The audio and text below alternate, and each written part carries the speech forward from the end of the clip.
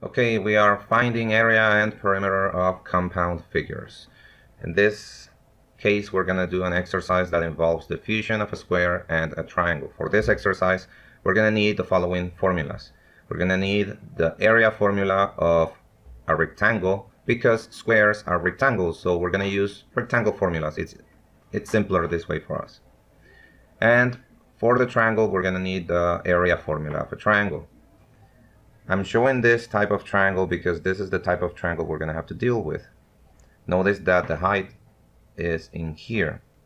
We're going to need that eventually. And we are also going to need Pythagorean theorem to find, well, we use it to find c normally, but we're going to need it to find one of these values. So let's begin.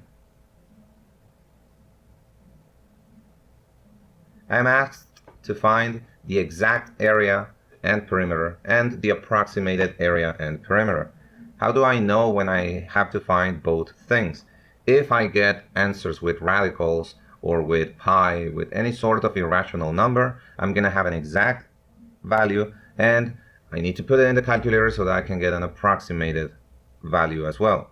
Now, if I get a normal number like 10, there is no exact and approximated value because that number 10 is both. Is the exact value and it's also the approximated value. There is no need to find any approximation when you have a simple number like 10. So let's see. First thing we need to see in this drawing is to identify which composition it is. What type of drawing is this one? Well, the type in this case is a square because I can see these sides are the same, which means this side would also be the same. Four sides are the same, and I can clearly tell these are 90 degrees angles, so I have a square plus a triangle. If I cut in here, I can see that I have the triangle in here.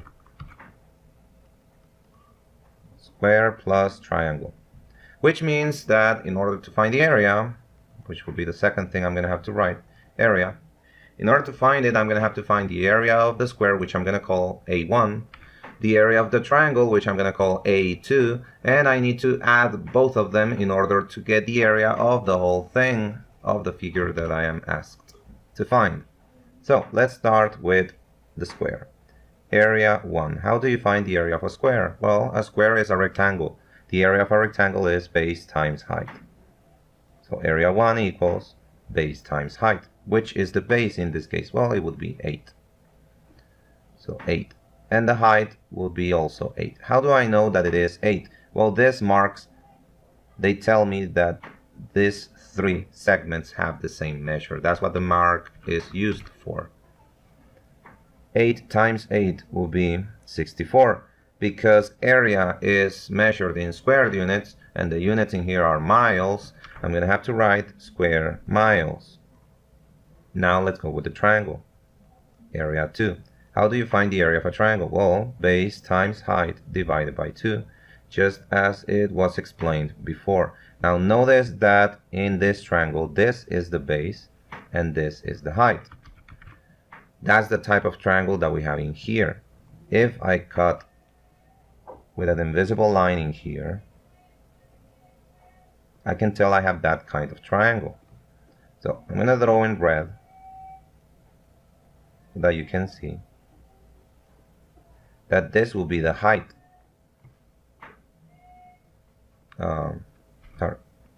This will be the height of the triangle, and this side in blue will be the base. Okay, I have the base in here, and I have the height in here. I could flip it, and you will see that it is this type of triangle.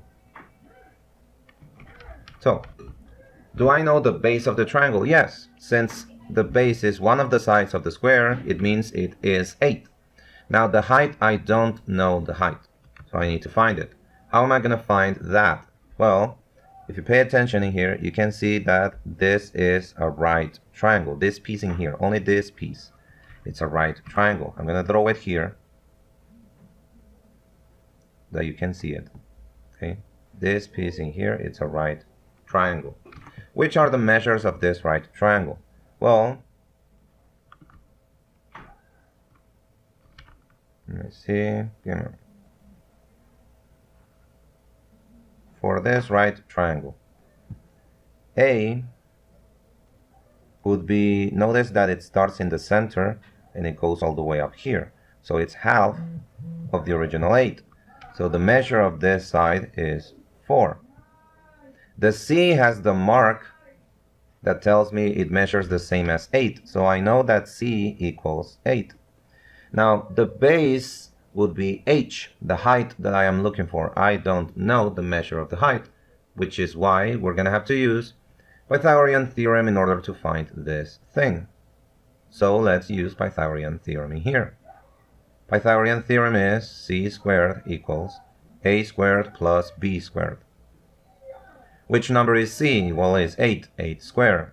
Which number is a? A is 4, 4 squared. Which number is b? Well, I don't have a number, but I have a letter, which is h. So, why did I put equal? It's plus h squared. 8 squared will be 8 times 8, which is 64. 4 squared is 4 times 4, which will be 16, plus h squared. This 16, I pass it to the other side, it will subtract. So it will be 64 minus 16, and that gives me 48. 48 will be square h. Now this square, I pass it to the other side as a square root, and I will get square root of 48. Square root of 48 will be h. Now, there is no square root of 48, but I know that 48 is 16 times 3. And I can get square root of 16, which is 4.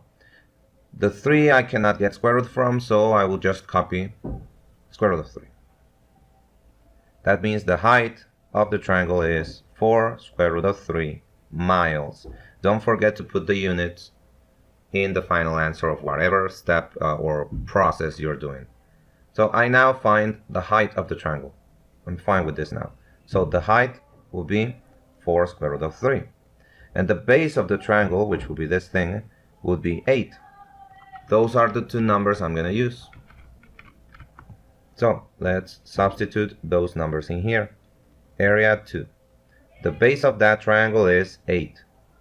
And the height is 4 square root of 3 divided by 2. So area 2 will be 8 times 4 is 32 square root of 3 divided by 2. So area 2 will be equal to 32 divided by 2, 16 square root of 3 miles square. Remember that you always need to put the units once you're done part of a process.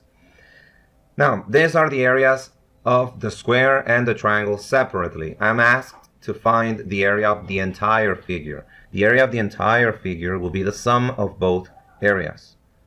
So, area of the figure will be area 1 plus area 2.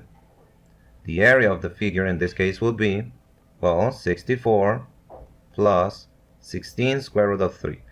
Since I cannot add these things because they are not like terms, I'm going to enclose them in parentheses and put the units outside.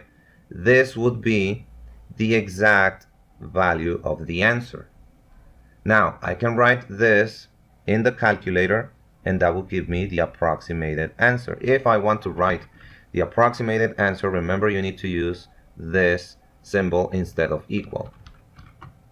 So, the approximated answer will be, I write in my calculator 64 plus 16 square root of 3, and I press equal, and that will give me 91.7128, and I copy the units, square miles.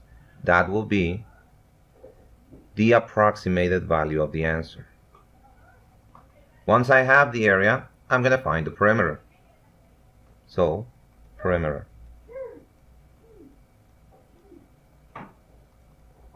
How do you find the perimeter? Simple. To find the perimeter of a compound figure, all you need to do is add each individual sign of the original figure. In order to do this, I am going to erase the things that I draw because those are not part of the drawing. So pay attention to the drawing. The drawing has one side that measures 8. I'm going to add it with the other side that measures 8. plus another side that measures 8 plus another side that measures 8 plus another side that measures 8. In total, I have 5 sides that measure 8. So the perimeter will be 8 plus 8 plus 8 plus 8 plus 8, which is just multiplying 8 times 5. That will give me 40. The unit for perimeter is just the unit of the sides, which will be miles. And that will be the measure of the perimeter. Notice that I don't have any weird numbering here. It's just a 40. So there is no exact and approximated distinction. This is the perimeter and that's it. It works for both the exact and the approximated value of the answer. And that's it. That's how you find the area and the perimeter of this compound figure that you get when you combine a square and a triangle.